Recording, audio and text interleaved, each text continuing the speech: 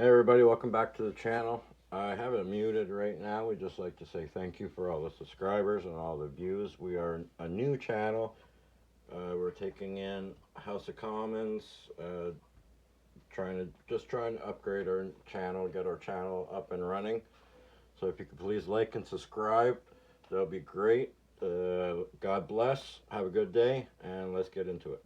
The arts too, donating space in the Hogan Center to support local artists. He was also one of the founders of the Yukon Sourdough Rendezvous, evolving from the winter carnivals he started in the 1940s.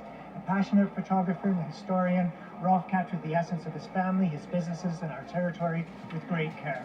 Rolf Hogan was the Yukon's nation builder, and his legacy will continue to inspire us. As Yukoners reflect on his passing, let's hold on to Rolf's spirit of connection, his commitment to the community, and his boundless kindness. The honourable member from Barrie Springwater, Oro-Medonte. Mr. Speaker, after 9 years of the NDP Liberals, taxes are up, costs are up, crime is up, time is up. Yep. Due to this Liberal government's elimination of mandatory prison time for countless violent offences, criminals are given free rein to terrorize our communities. The results of this Liberal government's soft on crime policies are clear. Canadians don't even feel safe walking down their streets or taking transit. A new study by the Macdonald-Laurier Institute shows that sexual assaults and robberies such as muggings and carjackings are up in practically every major city in Canada. Between 2016 and 2023, the sexual assault rate has almost doubled in York Region, and sexual assaults are up by more than 30% in the neighboring Peel Region. Unbelievable. Conservatives will ensure that repeat violent offenders remain behind bars while awaiting trial, and we will bring back mandatory jail time for serious violent crimes that were repealed by this Liberal government. A Conservative government will bring home safe streets. Hear, hear. The honourable member from Toronto Danforth. I rise today in the memory of Louis March. I first had the opportunity to meet Louis March when he came to my office with a mother who had lost her son to gun violence.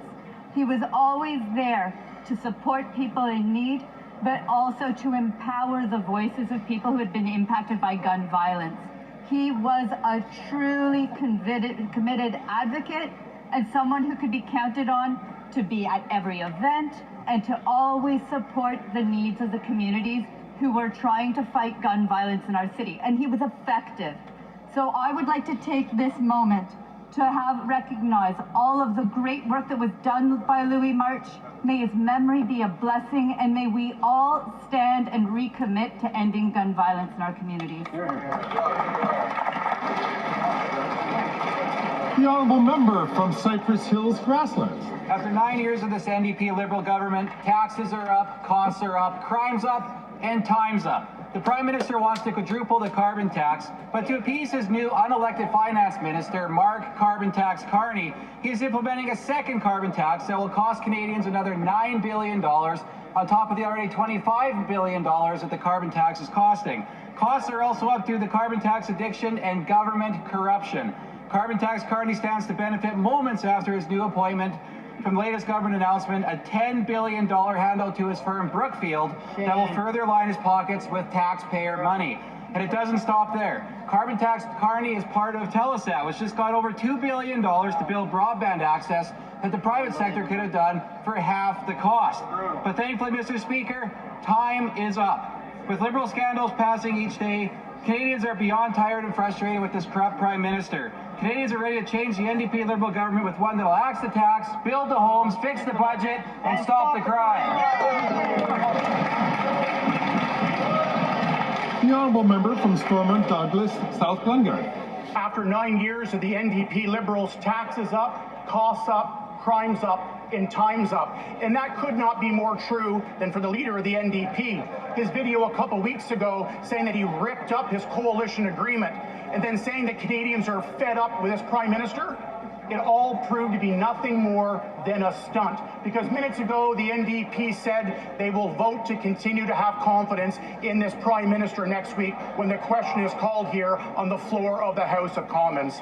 He said and refused 49 times to say how he'd vote and now we know why. That the coalition between the Liberals and the NDP is alive and well. Canadians have been sold out by the NDP, and what it should be simple.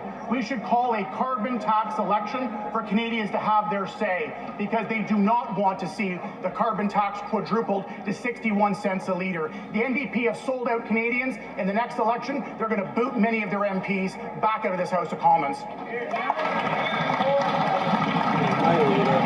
The honourable member from My leader Second. down here, Then I that's have who I'm voting I remember for. for Chateauguay Eric Club. Duncan. Thank you, Mr. Speaker. It's so motivating to be back in the House and to be able to continue our work for the wonderful citizens of Châteauguay-L'École and soon Châteauguay des Jardins de Naperville. We were able to deliver programs to make our life more affordable for fellow Canadians. And over the summer, I saw firsthand in my riding how our action plan is delivering results and making life easier for hundreds of households. In particular, I had the opportunity to visit the Solid organization, the largest landowner in Châteauguay.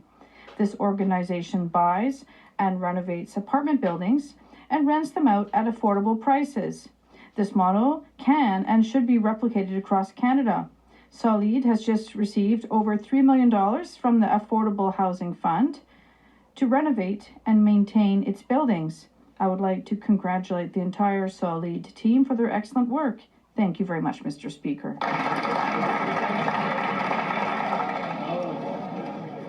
The honourable member from Victoria. Speaker, I want to highlight the amazing work of the Mobile Youth Services Team, or MIST, and in particular their crime reduction and exploitation diversion program. They've been serving at-risk youth in our region for over 20 years. They're tackling online sexual and gang exploitation and the intersecting crises of the toxic drug supply, mental health issues, poverty, and homelessness. They have an extremely effective program with an incredible success rate, where they proactively engage with youth and their families to provide support and key referrals. Currently, there is one MIST team that is handling over 250 active cases of youth in crisis. We know the frequency of youth being targeted by sexual predators and for gang recruitment has been increasing, and calls to the team have ballooned. They've applied to the Department of Justice because despite the high demand, they recently had to reduce the hours of their program to only 2 days a week. Without new funding, they face the prospect of closing as early as March 2025. MIST teams have an incredible impact, and this model could be replicated across the country. The loss of this program would be devastating given the need in our community. Sorry to interrupt the honourable member. It's very important for all members, please, to try to respect the 60 seconds. The chair does give some leeway on that, but not a significant leeway. Then I have... The honourable member for Beauport-Limoilou. Mr. Speaker, good things come in threes, they say. And this is true because the Quebec Capitale baseball team has just won the Frontier League Championship for the third year in a row. And what a game it was for fans on Saturday. During an astonishing play, the Quebec Capitals, who were down 4 runs in the bottom of the 9th inning against the Washington Wild Things, thanks to Anthony Quinn, hit a 3-point home run. This is the 10th title in the team's history, and it helps to celebrate their 25th anniversary this year. This is thanks to all of the talent and hard work of the players and the entire organization, including their manager, Patrick Scalabrini, and the president, Michel Laplante. Congratulations, and thanks again for making the whole town so proud. See you again next year. The honourable member for Mégantic-L'Érable. What is the Bloc Liberal Coalition? It's the most centralizing, wasteful, and divisive Liberal government in recent history. It's the Liberal government that doesn't respect the provinces by imposing programs that the occupant of the big chair as Prime Minister knows and can do better than the elected representatives of Quebec and the provinces. It's a government that breaks the rules without taking responsibility for the consequences and calls a Canadian citizen a terrorist. What is the Bloc Liberal Coalition? It's the bloc that has voted to keep this minority government in place 180 times. It's the bloc that has authorized this Liberal government to spend $500 billion creating inflation and raising the cost of everything. It's the bloc that supports the Liberal government's radical plan to hike gas taxes, ban hunting weapons, and allow house arrest for violent criminals. It's the bloc that will profess its faith in this Liberal government again next week, proclaiming its confidence in this Prime Minister going against the interest of Quebecers. The Bloc is the worst negotiator Quebec has ever known. That's what the Bloc Liberal Coalition is. The honourable member from Windsor-Tecumseh. Mr. Speaker, today I had the honor of hosting the second Young Polonia Leadership Summit on Parliament Hill. We brought together 35 young leaders from across Canada to talk about issues important to Polish Canadians, including getting more young people engaged in politics. Over 1 million Polish Canadians contribute to building vibrant and generous communities across Canada. And now we see a new generation of Polonia taking the mantle to lead the Polish diaspora in this new century. Young people who say, yes, we can, and who have the courage and the power to build a better Canada and a better world.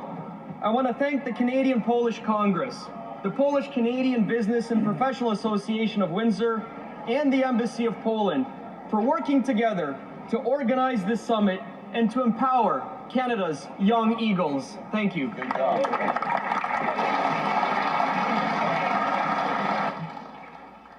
Oral questions. Jumper.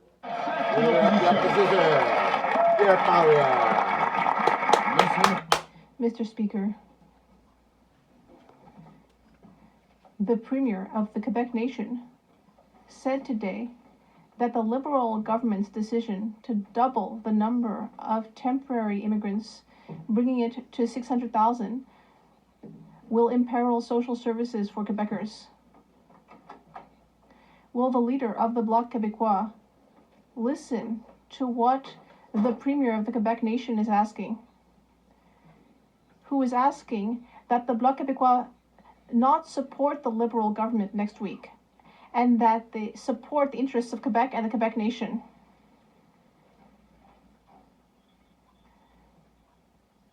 The Honourable Minister of Public Services and Procurement. Thank you, Mr. Speaker. I would just like to say that, like you, I used to be a page in the House of Commons, and I'd like to thank and welcome the new cohort of pages. We know that their responsibilities and services are extremely important. Thank you for being here with us. Now, it's laughable what the leader of the opposition is saying. He's saying that we should cut to help Quebecers, including in healthcare, childcare, and so on. Thank you. Before moving on to the next question, I'd like to remind all members that it's important that questions have to do with questions of this government's administration in order to address issues of responsibility here in this House of Commons. The Honourable Leader of the Opposition. It's not just the Premier of the Quebec Nation, but also the PQ in Quebec that is condemning this centralizing, expensive government. He said that this government voluntarily destabilized Quebec, and that's an abuse of power by the federal government. The Bloc Québécois is propping up a party that is abusing Quebec, according to the PQ. Why has the leader of the Bloc Québécois abandoned the Parti Québécois and all Quebecers to keep the most centralizing Prime Minister in history in power?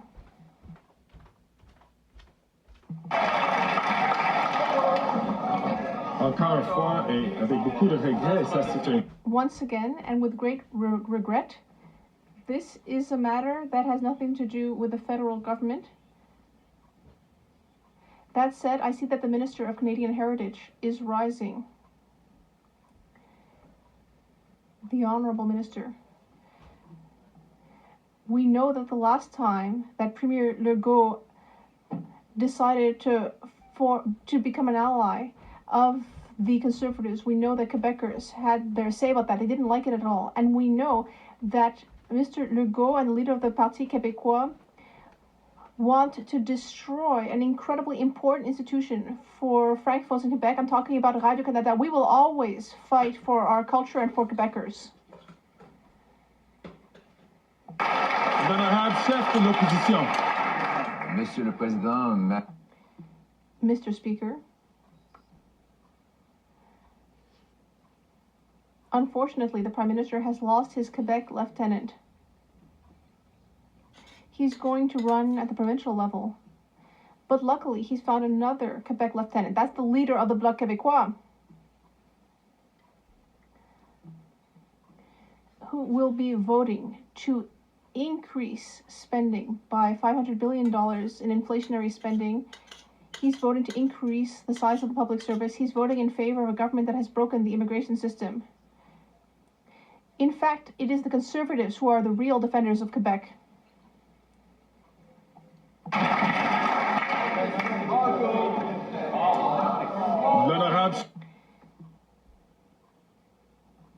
we all knew that the NDP leader had sold out the people and signed on to a costly coalition with this carbon tax prime minister to tax people's food, punish their work, double their housing costs, and unleash crime in their communities. But he claimed that he had torn up the carbon tax coalition so that Winnipeggers would not fire him in a by-election. But as soon as the votes were counted, he betrayed them too and taped back together this carbon tax coalition. How can anyone ever believe what he says again?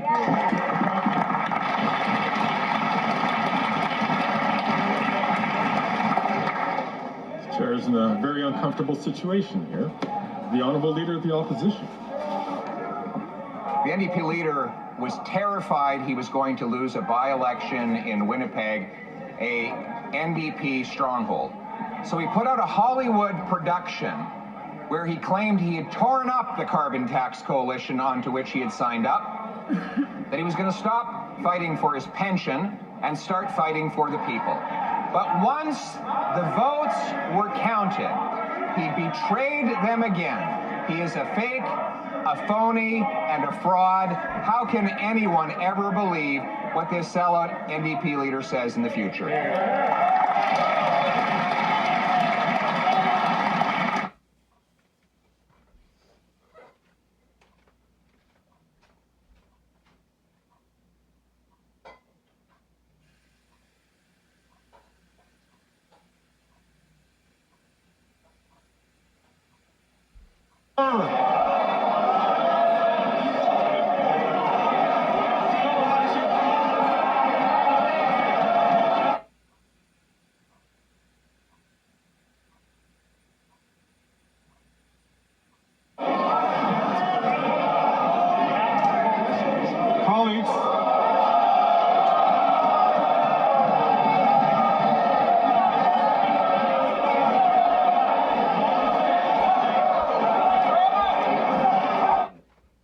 Stop muting the mic. It's getting heated up in here, folks. Like and subscribe. Support the channel. We're a brand new channel. This is our, we've been doing this since Monday, so like and subscribe. Hit that thumbs button up. God bless, and hopefully they put on the speaker soon. Or the microphone, sorry.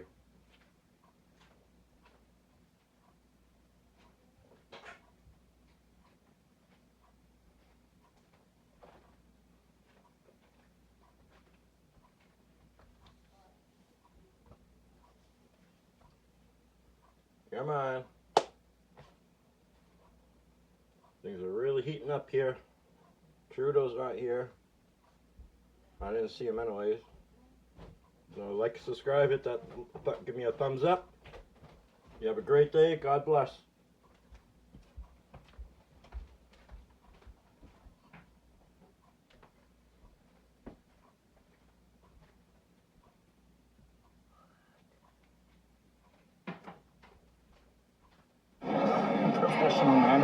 Colleagues, order.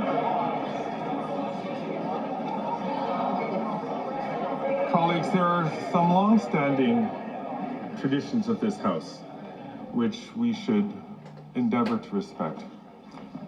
It is important that we ask questions in question period to make government accountable to the people of Canada.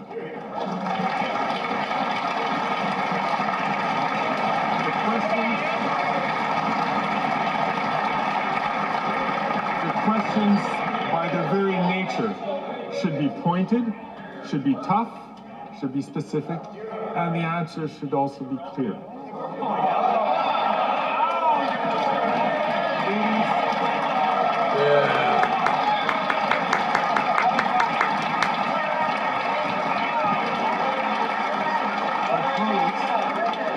My colleagues, for this to work, we also have to make sure that we work within the rules that we have. There were some important questions which were asked, but were not related to the administration of the government. And therefore, there were responses to that. And it is important to make sure that we do that. We have so many other tools available to us as members to make the comments that we need to make outside of question period, to comment about how we want to do. Now, while the microphone was off, there were, I would suspect, although the chair didn't hear that, there might have been some strong words which were exchanged between members. I ask members to please remember that Canadians are looking at us. And let us conduct ourselves in a way really befitting of each of our constituencies and the country as a whole. So, avec cela, So with that in mind, First week let's back, move let on him to the go. next question. The honourable member for La Prairie. Merci aux citoyens. I'd like to thank the people of La Salle Aymar Verdun for having placed their trust in the Bloc Québécois. Let's be honest, the Bloc Québécois hasn't been in such a good position for more than 15 years. If our priority was our own party, we'd already been in an election campaign. But our priority is the well-being of Quebecers, and Quebecers are worried about seniors' living conditions. That is why we're asking the Liberals to stop discriminating financially against people between 65 and 74. Will they finally raise old age security by 10% for this age category? Leader du gouvernement à la Chambre des communes. The Honourable Government House Leader. I'd like to thank my colleague in the Bloc Québécois for asking a real question in this House. It is very important that we pose questions that have to do with this government's work. This government is here to work for Canadians. And we are here to demonstrate every day what we are doing for Canadians. I would like all members in this House to bear that in mind. The Honourable Member for La Prairie. The Liberals need to understand something very simple. There are two possibilities, and they both have a price. Either they raise OAS by 10% for 65 to 74-year-olds, or they will pay the price at the ballot box. Liberals will have to choose, and the other parties as well. If you think that old age security is not important, well, try saying it to their face. The Liberals will pay the price one way or another. Are they going to raise OAS by 10%? Yes or no? L'honorable ministre du Travail et des Aînés. The Honourable Minister of Labour and Seniors. Mr. Speaker, I'd like to welcome the member for La Prairie to assistance for seniors, because in the past he had not assisted or supported Canadian seniors and services for them. In fact, he voted against lowering the age of retirement to 65, and he voted against increasing the guaranteed income supplement for the poorest Quebecers. And when we implemented a dental plan, what did the member for La Prairie do? He voted against it. So, The Canadian Medical Association is deeply concerned about privatization. Thanks to years of cuts, Canadians are worried that there's a... Excuse me, colleagues, I'm having some difficulty hearing from some shouting coming from the latter third of the House. Can I ask all members, please, who do not have the floor to not speak. I'm going to invite the honourable member from Burnaby South to start from the top, please. The Canadian Medical Association is worried about privatization in our healthcare system. They're worried about the real impacts of a dangerous shortage of frontline healthcare workers, family medicine, family healthcare workers. They're worried about specialist shortages, nurse shortages. The Conservatives want to make people pay to receive healthcare, and the Liberals are too weak to stop them. Why the Liberals letting Conservatives force people to pay out of pocket to receive healthcare?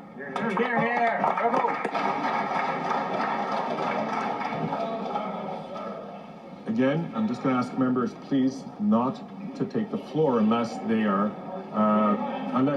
recognized by the speaker to do so.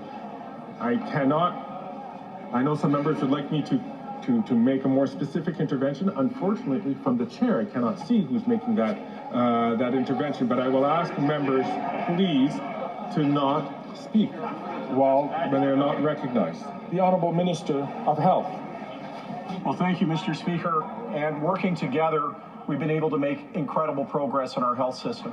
Bilateral agreements signed with every province and every territory based on cooperation, $200 billion. And with the NDP, when they were interested in working with us, we were able to do things like dental care with 650,000 people already getting care.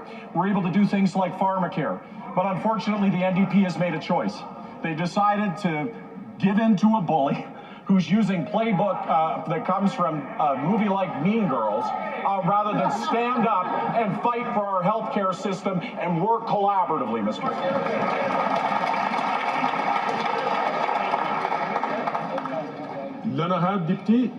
The Honourable Member for Burnaby South. Medicare, Liberals and Conservatives are tearing it down. Liberals promised to help seniors in Quebec with the Aging Well at Home initiative, but Quebecers aren't getting anything because the Liberals and the Legault government are too busy fighting between themselves. Is the Prime Minister going to stop dragging his feet and finally deliver the assistance to Quebecers? The Honourable Minister of Health. Choose to continue the work on pharmacare? No. Did they choose to continue the progress on dental? No. Did they choose to make progress on working with provinces and territories in a spirit of collaboration? No. Instead, they yielded to a bully. They abdicated the field. They got afraid. They walked away. Well, we're not afraid, Mr. Speaker. We're going to stand up and we're going to fight for public health care in this country. We're going to get it done. We're going to deliver dental care. We're going to deliver diabetes medication. We're going to make sure that every woman has access to contraceptives, and nothing is going to stop us.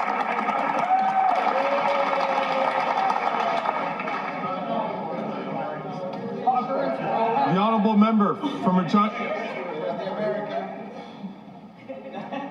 Member from Regina Capel. After 9 years of this NDP Liberal government, taxes are up, prices are up, crime's up, time's up. And the NDP leader has sold out workers by devaluing their paycheck by supporting Liberal inflationary deficits. He sold out seniors and families by hiking the carbon tax, driving up the cost of food and home heating. And he has sold out young Canadians who have given up on the dream of home ownership thanks to the doubling of housing costs. And what did he sell them out for? To protect his pension. Now Canadians have to suffer longer just so he can get paid. So why doesn't the Prime Minister just call a carbon tax election so Canadians can decide? The Honourable Leader of the Government in the House of Commons. Thank you, Mr. Speaker. Mr. Speaker, I don't think we should be politicizing pensions, but if the member opposite or his leader wants to talk about the size of their pensions, then they should talk about that, because at a time when they are getting millions of dollars or will be getting millions of dollars in government pensions, they also look to cut the pensions of everyday Canadians. Mr. Speaker, we are here to support seniors no matter where they work, not just parliamentarians with their pensions. Thank you, Mr. Speaker. The Honourable Member from Regina Capel. It's Canadian seniors who are cutting back because of this government's cost of living crisis. They're cutting back on food and home heating because of the carbon tax and inflation that this government caused. But let's go back to the NDP leader. He had a really dramatic show this summer where he pretended to rip up the agreement but then would never commit to actually voting non-confidence and giving Canadians the carbon tax election they so desperately want. It was all just a show. So simple question, during all those meetings with the Prime Minister and the leader of the NDP, was the Prime Minister just giving him acting lessons?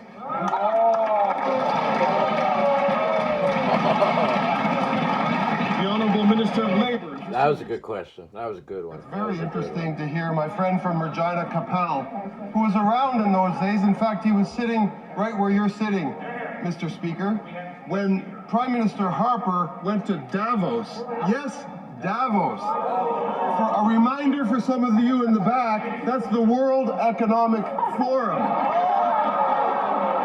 And he went there to do what? To tell Canadian seniors that their retirement age was moving to 67 from 65. How dare the member from Regina Capel stand in this house and talk to us about pensions, Mr. Speaker?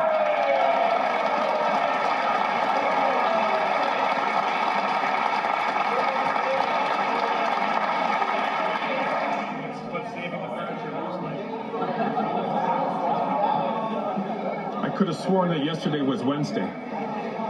The Honourable Member from Kelowna Lake Country. After 9 years of the NDP Liberals, taxes are up, costs are up, crime is up, and time is up. And the Liberals and the NDP believe in quadrupling the carbon taxes to 61 cents a litre. And this is at a time when 2 million Canadians a month are going to food banks. Seniors are turning down their heat, and people are living in RVs in truck stops. Canadians cannot afford this costly coalition. When will Canadians have a carbon tax election so they can decide between the costly NDP Liberal coalition and common sense Conservatives? The Honourable Minister for Natural Resources and Energy. Thank you, Mr. Speaker. It would be nice in this House if people actually used facts. At the end of the day, a price on pollution is actually an affordability mechanism. To get rid of the carbon rebate will actually be making people who live on modest incomes poorer. At the same time, it will be imperiling the future of our children, abandoning them to a future where we have runaway climate change. It is so ridiculous after 300 economists have said that, and the leader of the opposition refuses to talk to any one of them, that they can get up and make up these fairy tales. The Honourable Member from Kelowna Lake Country. It's not a fairy tale that people can't afford to feed themselves in Canada, Mr. Speaker. You know, the NDP leader has voted 24 times for the carbon tax, and the NDP talk a big talk, but they cannot be trusted to do what's best for Canadian families. The NDP Liberals tax your food, punish your work, take your money, double your housing costs, and unleash crime and drugs in your communities. Common sense Conservatives will axe the tax, build the homes, fix the budget, and stop the crime. Time is up. When will we have a carbon tax election so Canadians can choose their future? The Honourable Minister of the Environment and for Climate Change. Thank you, Mr. Speaker. Setting aside the fact that both the Parliamentary Budget Officer and 300 economists have said that 8 out of 10 Canadians get more money than they pay to carbon pricing, we have a report today that from the independent organization, the Climate Institute, which shows that emissions are down again in Canada, Mr. Speaker, in 2023. The report also shows that without our plan, emissions would be 41% higher. That's the non-plan from the Conservative Party of Canada. That's the equivalent in terms of pollution of adding 60 million vehicles on our road, Mr. Speaker. That's what we're talking about here. Hear, hear. The Honourable Member from Kenora. After 9 years of this NDP Liberal government, taxes are up, costs are up, crime is up, and now, Mr. Speaker, their time is up. They have ballooned costs and driven up taxes to the point that people are struggling to feed, heat, and house themselves. And it's why Canadians deserve a carbon tax election. Will they be able to choose between our common sense plan to axe the tax or the NDP Liberal plan to quadruple the tax? So, Mr. Speaker, why are the NDP continuing to sell out Canadians and support this Liberal government? The Honourable Minister for Families and Social Development. Thank you, Mr. Speaker. I appreciate the opportunity that the Conservatives have given me to speak about what's up. Do you know what's up, Mr. Speaker? The number of childcare spaces available for families across participation in the workforce is at an all-time high. Because of our investments in the early childhood educator workforce, we've also seen that wages have gone up for this workforce, Mr. Speaker. And one more thing, the Canada Child Benefit was raised in the summer, going up. The honourable member for Kenora. Mr. Speaker, that is cold comfort to the people struggling to fill their gas tanks, put food on the table, and afford simple, basic necessities. But we know the NDP will only pretend to stand up for Canadians if they can be assured that they have the backing of the Bloc to keep this tired and corrupt government in power. 24 times, in fact, the NDP voted in favor of the carbon tax while Canadians are struggling just to get by. So once again, this is why we need a carbon tax election, so that Canadians can choose between our plan or the NDP Liberal plan. Why are they so afraid to give Canadians a choice at the ballot box? Some voices are more distinct than others. The honourable member knows who I'm talking about. So I just remind all members to keep their voices unless they're recognized. And that question, there we go. The honourable member for Shefford. Let's remember that seniors are listening. They've had enough of these evasive answers. It's time to make a decision. All year, I've been going to meet seniors throughout Quebec. They all agree that Liberals should increase old age security for people between 65 and 74, just as they did for people 75 and over. This is urgent. We cannot create two classes of seniors. Will the Liberals finally put an end to this system and increase OAS by 10% from 65 years of age? The Honourable Minister of Labour and Seniors. Mr. Speaker, I know that the Bloc Québécois don't like to hear this, but votes and other actions have consequences. The Bloc Québécois voted against the dental care program, the National Dental Care Program, which now exists in my colleague's riding, her own riding. I went there with my colleague recently, and I met one of my colleague's constituents out of the 14,000 constituents who now receive dental care in her riding. And this person expressed their gratitude, but my colleague voted against that. The honourable member for Shefford. The Liberals have a choice. Either they put an end to this two-tier system for seniors, or they are going to have to go to the ballot box to maintain their system. We in the Bloc Québécois have opted for justice and fairness. It's time for the Liberals to make a choice. They can put an end to this age-based discrimination, or they can keep trying to promote this unjustifiable discrimination at the ballot box. What are they going to choose? The Honourable Minister. Mr. Speaker, once again, my colleague is raising the specter of an election instead of taking concrete action like voting for assistance to Canadian seniors. She has not tried to help Quebec seniors ever since she's been here. She's voted against an increase in the guaranteed income supplement. She voted against the dental care plan that is helping 14,000 people in her own riding. She claims to speak on behalf of seniors, but it is the Liberal government that is actually taking action to help our seniors.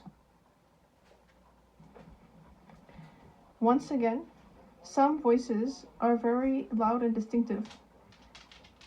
I know the member knows who I'm talking about. I would invite members not to speak unless they receive the floor. The honourable member for Jonquière. Not only are the Liberals discriminating against seniors, but they are also making cuts to organizations that are trying to support seniors.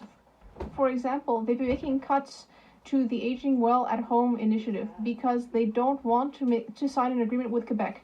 Once again, a cynical attempt to interfere with Quebec's jurisdiction, and seniors are suffering for it. In fact, Quebec's intergovernmental affairs minister said that it's disgusting. That's what the minister said, not me. That is disgusting. When will the Liberals make an agreement with Quebec and stop taking seniors hostage. The Honorable Minister, we have a very important pilot project to help seniors age at home.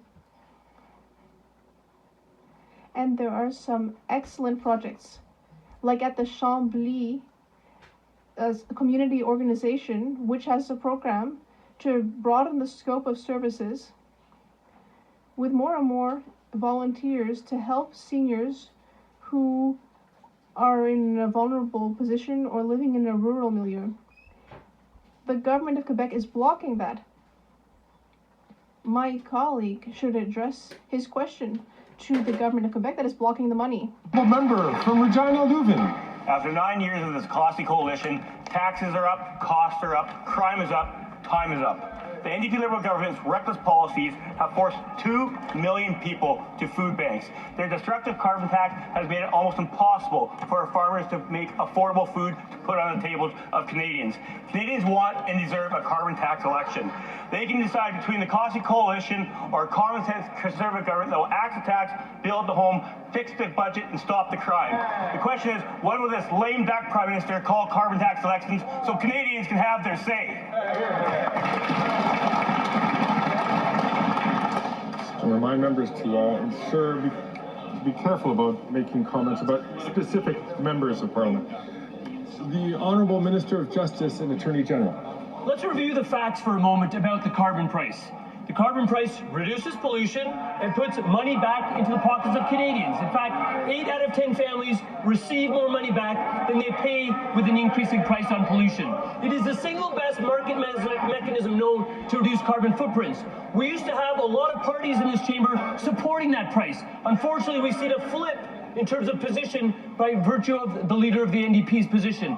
What that does is it signals voter cynicism, but it also signals to progressives, including in my riding of Parkdale High Park, that if you want a party that's going to fight against climate change, your only choice is the Liberal Party of Canada.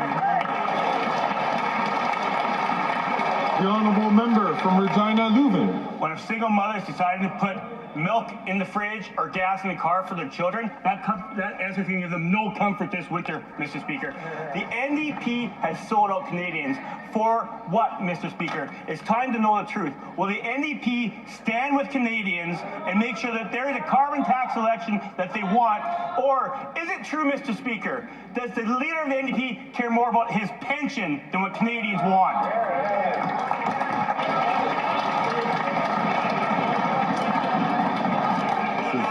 This is a very unusual day. The Honourable Member from Dauphin, Swan River, Neepawa. After 9 years of the NDP Liberals, taxes are up, costs are up, crime is up, time is up. But instead of fighting for Canadians, the NDP leader sold out workers by voting to increase the carbon tax to 61 cents a litre. In fact, he voted for the carbon tax 24 times. We know the NDP leader is keeping the Prime Minister in power to secure his own pension. So will the Prime Minister listen to Canadians and call a carbon tax election?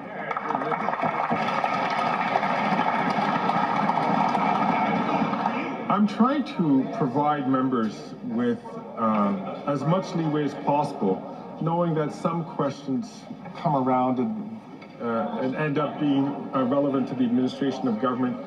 If I could ask members, please, this is an important time for us to seek accountability from the government. It's important then to ask questions which are germane to the administration of the government, as opposed to questions which are better directed in a private conversation or in a public declaration, but not a question period here because it doesn't relevant to the administration of government. The Honourable Member from Vancouver, Kingsway. Mr. Speaker, the Liberals just appointed Mark Carney, a millionaire investment banker from Goldman Sachs, to dictate their economic agenda. The Conservatives have lobbyists from Loblaws and Walmart sitting on their front bench and setting policy. New Democrats are listening to working Canadians who are experiencing real economic struggles on the ground. Canadians deserve a government that understands their needs and works for them. Why do the Liberals and Conservatives keep putting the interests of elites ahead of hardworking Canadians? The Honourable Minister for the Environment and Climate Change. Thank you, Mr. Speaker. I would like to quote the member from Edmonton Strathcona in June of 2023. And I quote, when economists, journalists, and members of Parliament have made it very clear that the carbon tax is not what is responsible for the cost of food increasing so much. I could also quote, Mr. Speaker, the member from Victoria, who, and I quote, the PBO has put out a number of reports that confirms that 80% of Canadians get more money back than they pay. That was in March of 2024, and in September of 2022, the member of Victoria also said the carbon tax is a crucial part of any climate plan. Thank you, Mr. Speaker. The Honourable Member from Port Moody, Coquitlam. Indigenous peoples across the country face a horrific housing crisis, brought on by constant government underfunding rooted in systemic discrimination. The Liberals are holding back 99.8% of the promised housing funding to Indigenous communities. It's shameful. And the Conservatives are no better. They voted over and over again against funding Indigenous housing. When will the Liberals end this discrimination and make sure Indigenous people have the homes they need? The Honourable Minister for Indigenous Services. This government has been investing in historic ways in closing the infrastructure gap for First Nations communities across the country. I don't know where the member is getting her information from, but it's incorrect, quite frankly, Mr. Speaker. We have spent all of our allotment every year on housing. In fact, we have accelerated our expenditures in housing, and we are working with First Nations on solutions that are long-lasting and respectful of their culture and identity.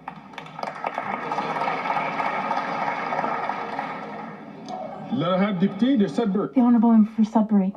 As a member of the Standing Committee on National Defence, I hear from experts, members, and academics alike about the importance of creating a respectful and professional work environment for the brave men and women of our armed forces. Over the past 2 years, Canadians have watched as Superior Court Justices Arbour and Fish put forward recommendations to modernize Canada's military justice system. Can the Minister of National Defence please update this House on the progress we are making on these very important recommendations? The Honourable Minister for National Defence. Thank you, Mr. Speaker, and I want to, of course, thank the member for her very important question. I'm pleased to share with this House that the Military Justice Modernization Act is being debated in the House this week. And among a number of substantive amendments to the National Defence Act, this legislation will codify in law that CAF will no longer have jurisdiction over criminal code offences, sexual offences committed in Canada, and it will increase the independence of military justice actors. Mr. Speaker, this is the right thing to do for our people, for our military, and for our country. Let us not engage in political gamesmanship with this important legislation. Let's get it to committee to allow it to do its important work, and let's get it done. Mr. Speaker, people are counting on us.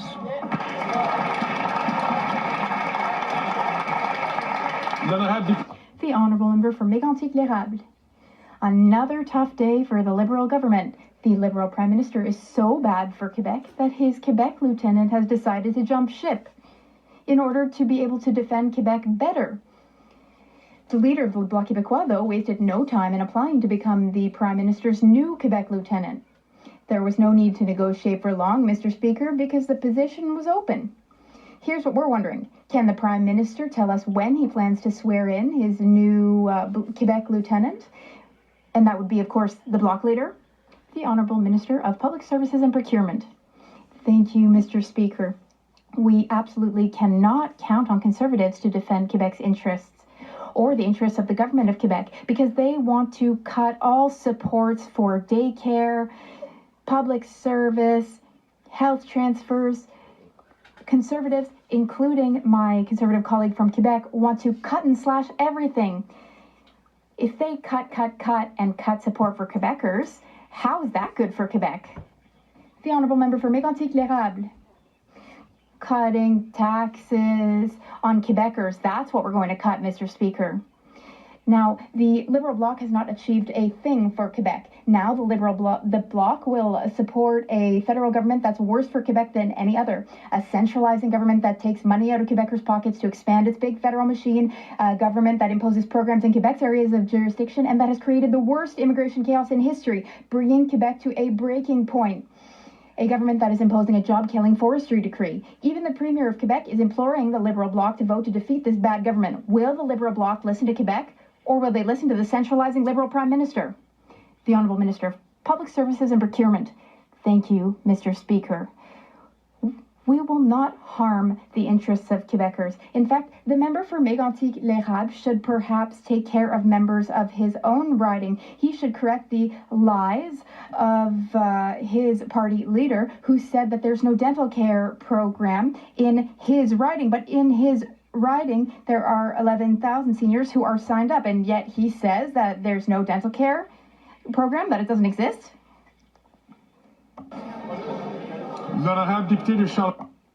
The honourable member for Charlesbourg-Haute-Saint-Charles. The Bloc leader showed his true colours yesterday when the Bloc committed to supporting the Liberal government, but that won't benefit Quebec in the slightest. They've got no wins for forestry workers, no wins for seniors. That's the Liberal Bloc for you. When will the Prime Minister officially announce that the leader of the Bloc will take on the role of Liberal Lieutenant for Quebec? The Honourable Minister of Public Services and Procurement.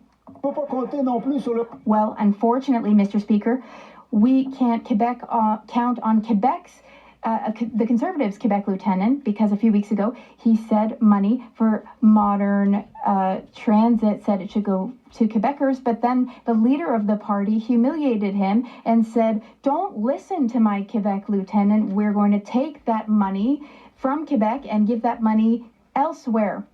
So this money doesn't belong to the Conservative Party or to the Conservative leader, it belongs to the Quebecers, and we would use that money to help Quebecers.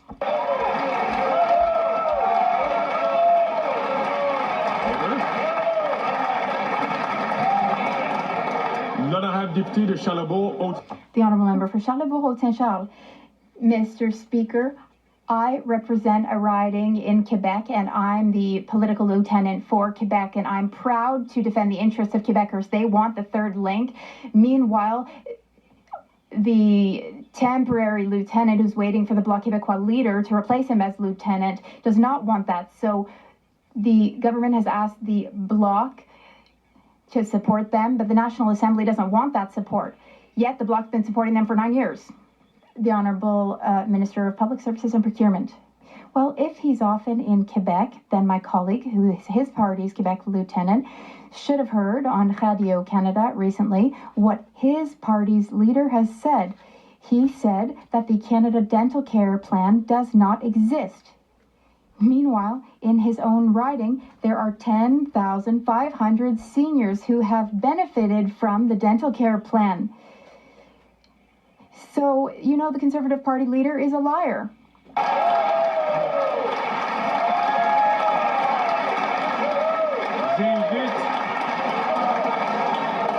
Ça, c'est une déclaration qui n'est pas... That is non-parliamentary. Non-parliamentary language. I encourage the member to withdraw his non-parliamentary language. I apologize, Mr. Speaker, for my use of non-parliamentary language. The Honourable Member for Lac-Saint-Jean.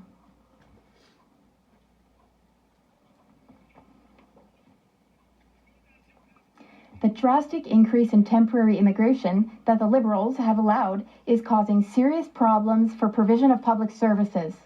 Let's take a look at what's happening right now with asylum seekers. There are 4 provinces refusing to help Quebec by taking in their fair share of asylum seekers. 4 Conservative premiers, Mr. Speaker, New Brunswick, Nova Scotia, Saskatchewan, and Alberta. These are Conservative premiers who are... Don't forget to hit that like and subscribe button, everybody. Please support the channel. We're a brand new channel, and we'd like all the support we can get. Conservative premiers to stop overburdening Quebecers. So according to the immigration minister, is that because the Conservative leader agrees with his gang of Conservative premiers? The Honourable Minister of Immigration, Citizenship and Refugees. Thank you, Mr. Speaker. I listened carefully to the question. Here's my answer. Where there's smoke, there's fire. The Honourable Member for Lac-Saint-Jean.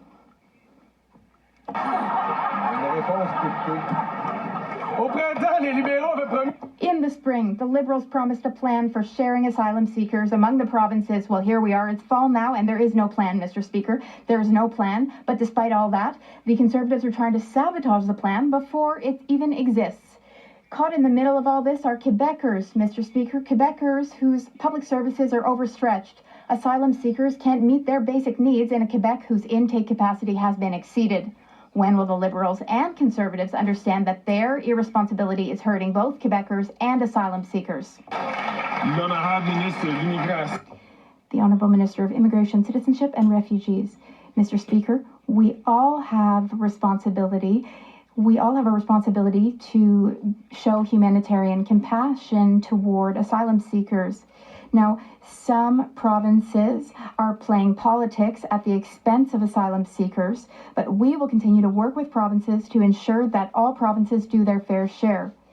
Yes, Ontario and Quebec have taken on a disproportionate share, but we will make things fairer.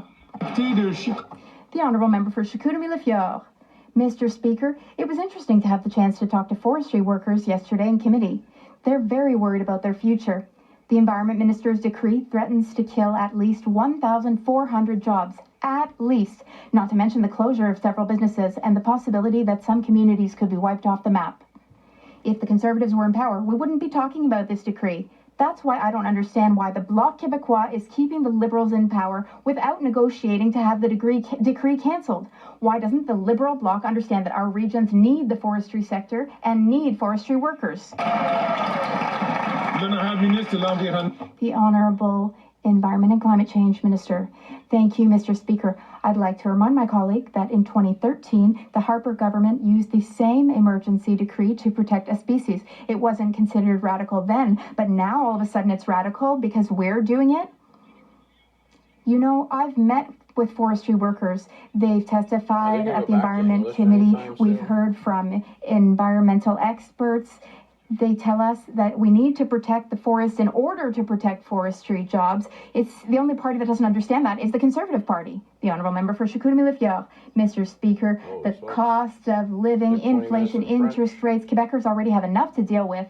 Yet, the Minister of the Environment wants to make life even harder for forestry workers by imposing his disastrous decree. Many forestry workers are worried. They wonder why he's going after them. Meanwhile, the Bloc Québécois, which claims to defend Quebecers, is supporting the Liberals by giving them their vote of confidence without even negotiating to have the decree overturned. Will the minister think about the people behind all this and guarantee that he will not impose his decree? The Honourable Environment and Climate Change Minister. Mr. Speaker, we held consultations over the summer.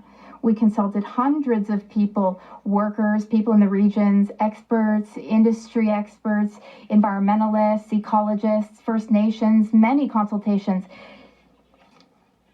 We will go ahead with our decree. Like and subscribe, everybody. Like this channel. Support the channel.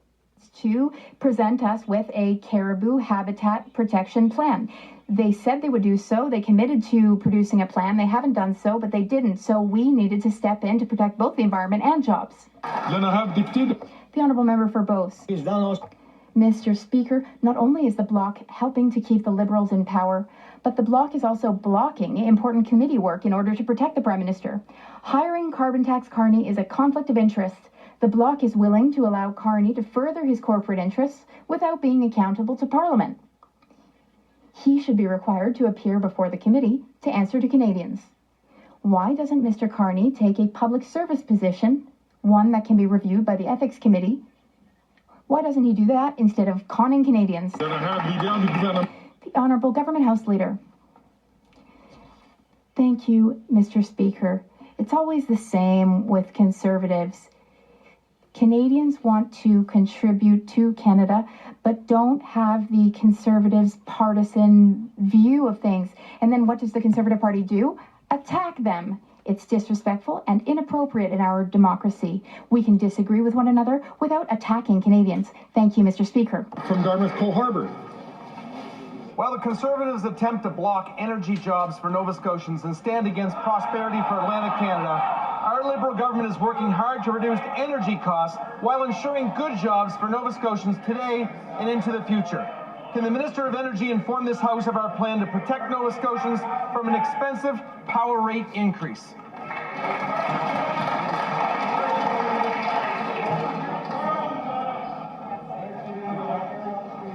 The Honourable Minister for Natural Resources and Energy.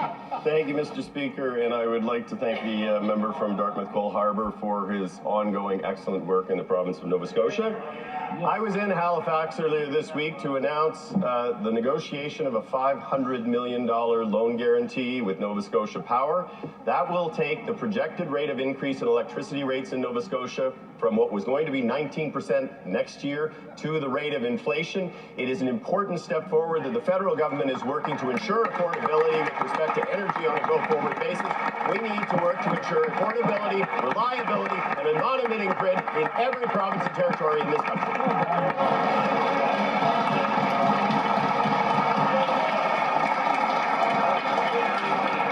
The Honourable Member from Kamloops, Thompson Carver. After 9 years, taxes are up, costs are up, crime is up, and time is up. Mr. Speaker, let's play some Jeopardy! I'll have conflicts of interest for $1,000, Mr. Speaker. Answer. This person is advising the Prime Minister while also negotiating a $10 billion contract with his own company. He's also not subject to conflict of interest rules. The correct response would be, who is Carbon Tax Carney? Why is it that these Liberals want to pad the pockets of insiders and play Canadians for fools while enriching their own best friend? The Honourable Leader of the Government in the House of Commons. Thank you, Mr. Speaker. Mr. Speaker, I guess that member opposite will only get half his gold star from the leader today because all he did was announce the slogans, but he forgot to attack the other political parties. Mr. Speaker, when it comes to eminent Canadians who do not share the vision of the Conservatives, what do? They attack them. Mr. Speaker, there's a diversity of views in this country, and whether you agree with people or not doesn't mean that you should denigrate their character. Mr. Speaker, the Conservatives should be ashamed of how they treat their fellow Canadians. Thank you, Mr.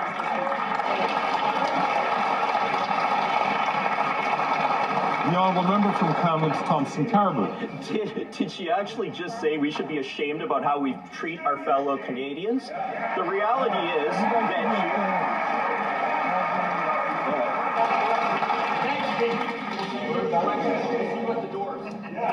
Colleagues.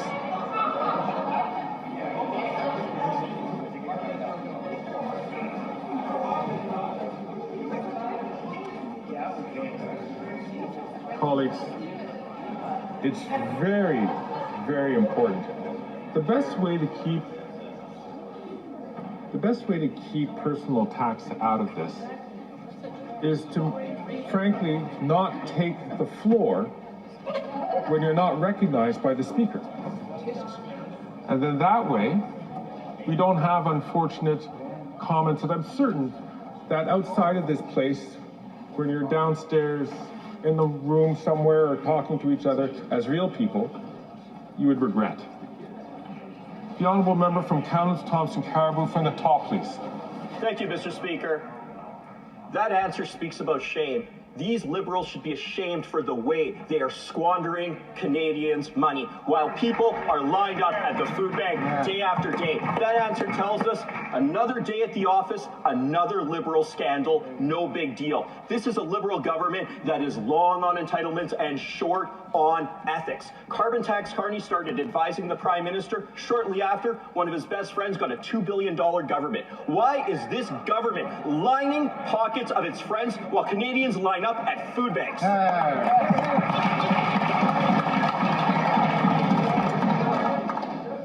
The Honourable Leader of the Government in the House of Commons. Mr. Speaker, if that member wants to talk about entitlements, he should talk to the leader of his party, who has a calculated $2 million pension, who lives in government housing, while at the same time looking to cut the pensions of Canadians, raise the age of retirement from 65 to 67, and cut the Canada Child Benefit and other benefits that help Canadians. Mr. Speaker, if he wants to talk to entitlements, he should look in the mirror first. Thank you.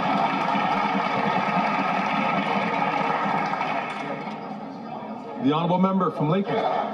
After 9 years of these NDP Liberals, taxes are up, costs are up, crime's up, and time's up, but this fake feminist Prime Minister is still up to his old tricks. Like so many women before, he shoved aside his female finance minister for his rich conflict of interest carbon tax crony, Carney, to take over. Carbon tax Carney will slap the carbon tax right back on home heating oil and let Canadians freeze in the dark this winter. He can afford those taxes, but they can't. Why is the finance minister letting herself be humiliated like this? The Honourable Minister for Diversity, Inclusion and Youth. Mr. Speaker, we won't take any lessons from the party opposite when it comes to fighting for equality in this country. Mr. Speaker, they were against $10 a day childcare. These are the cuts that they want to make, Mr. Speaker. They want to ensure and they support backdoor legislation that actually would ban abortions and take away women's right to choose, Mr. Speaker. Or, Mr. Speaker, the fact that their leader uses misogynistic hashtags in their videos to attract men who hate women. Mr. Speaker, we won't take any lessons from them when it talks to ensuring that we support women in this country.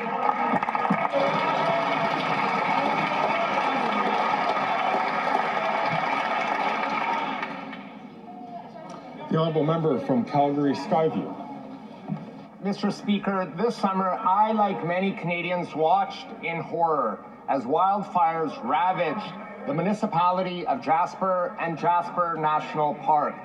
Jasperites are strong and resilient, and despite the devastation, we will rebuild stronger than before. I was able to visit the Wildfire Command Center in Jasper with the Prime Minister, Minister of Employment, and Mayor of Jasper. Can the Minister of Employment update Canadians how our government is supporting residents and businesses in Jasper?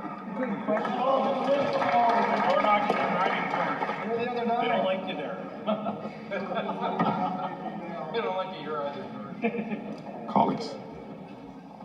The Honourable Minister, Mr. Speaker, I had the opportunity as a kid to go to Jasper with my grandparents and my parents, and this July I visited Jasper and witnessed the devastation firsthand.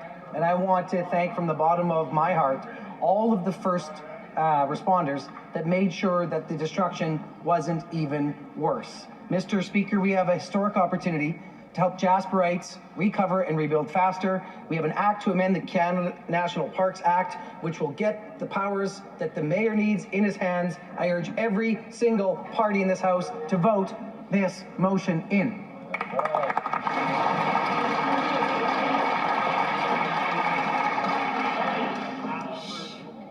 The Honourable Member from Courtenay Alberni. Mr. Speaker, communities across the country are in crisis. They don't have the resources they need to support people who are struggling with trauma, mental health, and substance use disorders. But the Liberals keep delaying support. Today, the Nuu-chah-nulth Nations declared a state of emergency. They're pleading for federal help. This comes after every single substance use and addictions program application that they applied for was denied. What more will it take for the Liberals to finally provide the mental health resources that these nations desperately need? Hear, hear. The Honourable Minister for Mental Health and Addictions. Mr. Speaker, we know that across this country, the illegal toxic drug supply is taking the lives of loved ones every single day. That is why in Budget 2024, this government pledged to work directly with communities through the Emergency Treatment Fund, $150 million, Mr. Speaker, over the next 3 years to work directly with communities like the one the member discussed, because we know we need to be there to save lives, Mr. Speaker, and that is exactly what we will be doing. The Honourable Member for Richmond Arthabaska. Mr. Speaker, I asked questions on October 23rd and February 8th about the problems that Canadians applying for greener home grants are experiencing. In my riding alone, there are 20 constituents still awaiting federal payment, even though they have already done the spending and the construction work has already been completed. This in Quebec is handled between 2 and 6 months, but in Canada, federally, if people are lucky, it can be handled in maybe 18 months. Can the minister tell us how and when this unacceptable situation will be fixed once and for all? The Honourable Natural Resources and Energy Minister. Thank you, Mr. Speaker. The Green Building Fund is very important. It's important because it will improve building efficiency, all while bringing down greenhouse gas emissions. Many Canadians have received government payments from the federal government. If constituents in his riding are experiencing issues, I'm very open to discussing that with my colleague. Perhaps together we can find a solution. All the time we have for question period today. I believe we have a point of order. Everybody, like, subscribe. That's the end of the channel. So if you haven't subscribed yet, please do so. Support the channel, and God bless, and have a great day.